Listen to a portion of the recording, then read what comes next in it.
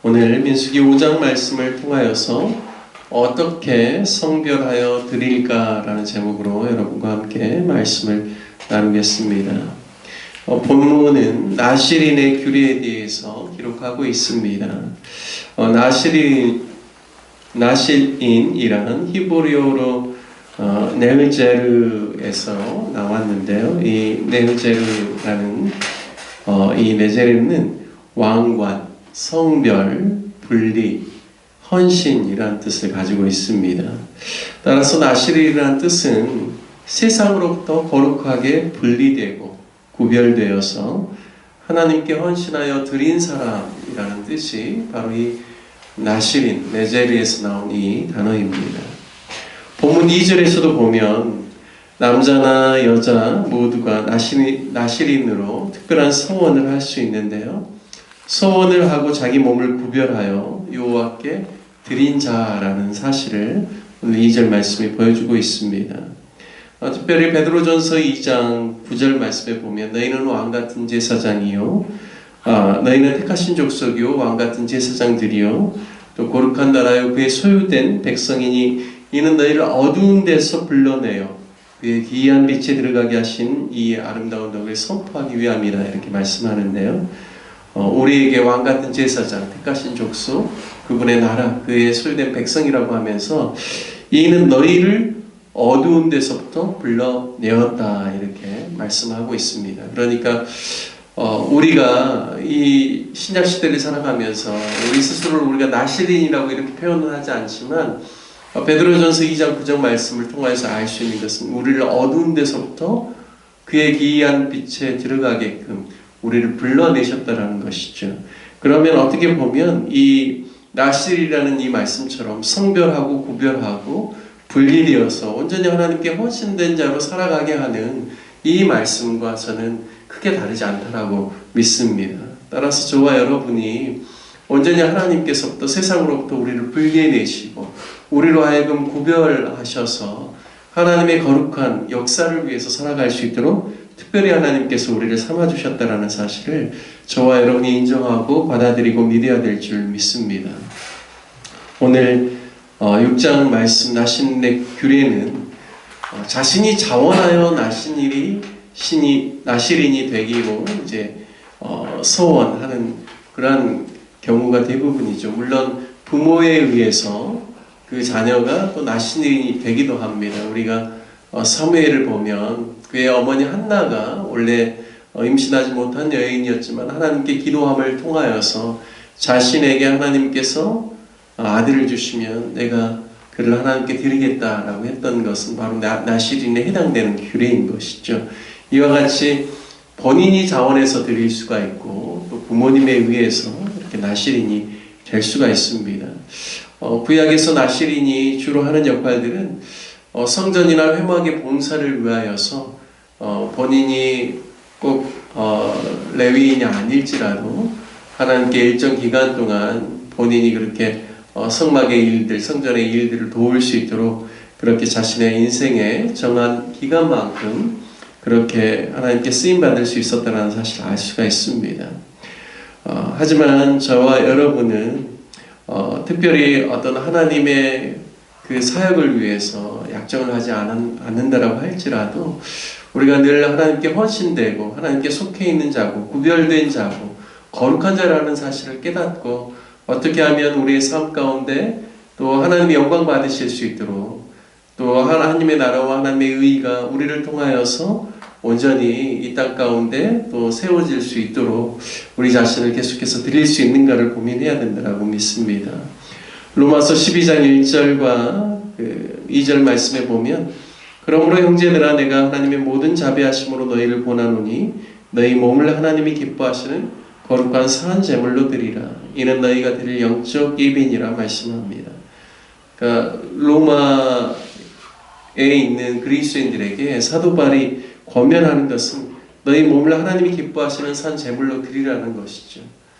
이것이 영적인 예배라고 말씀합니다. 그래서 우리의 삶 가운데 우리가 어떻게 말하고 어떻게 행하고 또 사람들과의 관계 속에서 하나님 주시는 직장과 우리의 삶의 모든 터전에서 어떻게 우리 자신을 드리는가 그것이 바로 하나님께서 받으시는 예배라는 사실 또한 말씀해 주고 있습니다. 그러니까 구약에서는 하나님께 이렇게 드리는 나실인의 규례, 신약에서 특별하게 말씀하고 있지 않지만 모든 그리스도인들이 이미 하나님께 우리 자신을 드린 자요, 또 온전히 하나님의 뜻을 따라서 성별하여서 살아가는 그러한 자인 것을 우리로 하여금 깨닫게 해주십니다. 오늘 제가 제목을 어떻게 성별하여 드릴까라는 그런 제목을 붙여봤는데요. 오늘 나신인의 규례에 보면 세 가지를 꼭 지킬 것을 나신인에게 말씀하고 있습니다. 그래서 그 세 가지의 특징을 통하여서 우리도 그러면 어떻게 적용하면서 우리 자신을 거룩하게 성별하여 드릴 수 있을까를 함께 같이 나눠보려고 합니다. 첫 번째는 우리의 분별력을 흐리는 모든 중독적인 요소로부터 구별되어야 합니다. 나실인에게 금하는 첫 번째 규례는 3절 말씀에 보면 포도주와 독주를 멀리하라 이렇게 말씀하고 있습니다. 포도주로 된 초나 독주로 된 초, 이 초라는 것은 시큼한 그런 맛을 내는 술을 의미하죠. 예를 들어 포도주를 짜서 이렇게 포도를 이렇게 짜면 즙이 나오지 않습니까? 그러면 그걸 우리가 가리켜서 포도즙이라고 하죠. 하지만 이 포도즙을 계속해서 숙성을 시키면 무슨 맛이 납니까? 시큼한 맛이 나면서 이제 이게 숙성이 되면 술이 되는 것이죠. 그래서 하나님께서 이 포도주로 된 초나 독주로 된 초, 그러니까 결국에는 그걸로 짠 술을 마시지 말라는 이야기죠. 술만이 아니라 여기 보면 포도즙도 마시지 말고 더 나아가 생포도나 건포도도 먹지 말라라고 합니다. 즉 나실인에게 있어서는 자신의 정신을 흐리고 또 중독성이 있는 이러한 것들에 대해서 입에 대지 말라라는 것이죠. 뿐만 아니라 술과 연관성이 있을 만한 것은 아예 가까이 하지 말라라는 말씀입니다. 그렇다면 물론 우리가 이 시대를 살아가면서 술에 대해서 우리가 경계하고 멀리하는 것은 너무 그리스도인으로서 당연한 일이지만 단순히 술에만 국한되는 그런 문제가 아니라는 것이죠. 우리가 이 시대를 살아가면서 우리로 하여금 우리가 온전한 정신과 하나님 주시는 그런 감각을 가지고 살아가지 못하게끔 세상 가운데 우리의 생각과 우리의 마음을 빼앗아가는 중독적인 요소가 얼마나 많은지 모르겠습니다. 그런 것들에 대해서 우리가 분별력 있게 대처하는 것이 얼마나 중요한가를 오늘 우리에게 다시 한번 생각해보게 하는 것이죠. 특별히 요즘 젊은 사람들, 아니 어린 아이나 10대나 그 어느 누구도 요즘 참 스마트폰이 큰 중독적인 요소고 인터넷이 그렇고 무분별하게 이것을 우리가 계속해서 그냥 받아들였다가는 얼마나 우리의 삶을 무너지게 하고 망가뜨리게 하고 우리의 삶의 거룩성을 훼손시키는지 모릅니다. 따라서 우리가 살아가는 이 시대에 중독적인 요소 너무나 많죠. 근데 그런 것들을 잘 분별하여서 우리 자신을 하나님께 성별하여 드리는 것이 얼마나 중요한가를 오늘 말씀을 통해서 깨닫게 됩니다. 두 번째는요, 우리의 생각을 늘 주님께로 향해야 합니다. 오늘 5절 말씀에 보면 나실인에게 있어서는 삭도를 절대로 그의 머리에 대지 말라라고 합니다. 그래서 머리가 계속해서 이렇게 자라게 된다는 뜻이겠죠. 사람의 머리카락은 죽으면 자라지 않습니다. 살아있을 때만 계속해서 자라는 것이죠. 즉 머리카락이 자란다는 것은 하나님이 주시는 생명력과 그 힘을 상징하고 있습니다. 그래서 삭도를 대지 않는다는 것은 나의 힘과 또 나의 생명을 오직 하나님을 위해서 쓰겠다라는 의미입니다. 그리고 또 우리가 실질적으로 머리카락은 우리 신체의 부위 중에서 가장 높은 위치에 있죠. 하늘과 가장 가까이 닿아 있는 부분입니다. 저는 이렇게 생각해 보았습니다. 이 의미는 하나님의 뜻만을 생각하고 우리의 생각의 방향이 나의 정욕과 만족과 유익을 위해서가 아니라 하나님의 영광과 그분의 나라를 위해서 늘 포커스가 맞추어져야 된다라는 그런 묵상을 해보게 되었습니다. 따라서 성별된 삶을 위해서 나의 시간 중에 얼마나 주님을 생각하고 묵상하는가, 그리고 성별된 삶을 위하여서 나는 주님의 말씀과 함께하는 시간을 얼마나 함께하고 있는가, 이런 부분들을 점검해 보면서 그러한 시간들이 많이 부족하고 없다라면 다시금 하나님께로 우리의 마음의 생각을 온전히 집중시켜서 그분의 말씀을 묵상할 수 있는 그러한 시간들을 우리가 계속해서 늘려가야 된다고 믿습니다. 성경은 하나님의 말씀을 주야로 묵상하는 자가 복이 있다라고 하고, 또 하나님의 말씀을 주야로 묵상하여 그것을 지키는 자에게 평탄한 길로, 또 형통한 길로, 형통한 삶으로 하나님이 인도해 주신다라는 그러한 말씀들을, 약속들을 우리에게 하고 있습니다. 저와 여러분의 그런 마음과 생각이 늘 하나님께로 향하게 되기를 주님의 이름으로 축복합니다. 마지막 세 번째는, 성별하려면 죄악을 멀리해야 됩니다. 세 번째, 나실인에게 하나님께서 말씀하시는 것은 시체를 가까이 하지 말라라고 말씀합니다. 구약에서 시체는 인간의 죄의 결과로 맺게 되는 마지막 산물, 결과물이 바로 시체입니다. 따라서 하나님께서 자신을 드려 성별케 된 사람은 죄를 가까이 해서는 안 되기 때문에 그 결과물인 시체를 만지지 말라라고 하는 것입니다. 성별되었다라는 말은 세상과 담을 쌓고 살라라는 이야기가 절대 아니죠.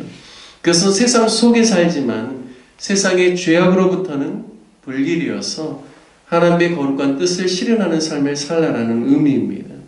따라서 저와 여러분이 세상 가운데 우리의 발을 두고 매일매일 살아가지만 세상으로부터 오는 죄악에 대해서 그것을 잘 구별할 수 있는 그러한 눈이 생기고 마음이 생겨서 세상의 죄악에 대해서는 철저하게 거절하고 분리하고 단절하되 하나님의 뜻을 행하는 일에는 발이 빠르고 손이 움직이는 저와 여러분 되시길 주님의 이름으로 축복합니다. 그래서 나실인의 규례를 통하여서 모든 중독적인 것들, 우리에게 다가오는 그러한 유혹들은 떨쳐내고 우리의 마음과 생각이 하나님께 맞추어져 주야로 하나님의 말씀을 묵상하고 죄는 그 모양으로 닮지 않고 철저하게 죄악을 거절하는 저와 여러분 되어서 이 시대를 살아가는 우리도 하나님께 우리 자신을 성벌해야 드리는 하나님의 사람들 되시길 주님의 이름으로 축복합니다. 함께 말씀 적용하며 기도하겠습니다. 기도하실 때 선별되고 구별된 거룩한 하나님의 백성으로서, 또 하나님의 자녀로서의 삶을 가정에서, 또 직장에서, 또 이웃들과 관계 속에서 실천하며 살게 해달라고 기도하기를 바랍니다.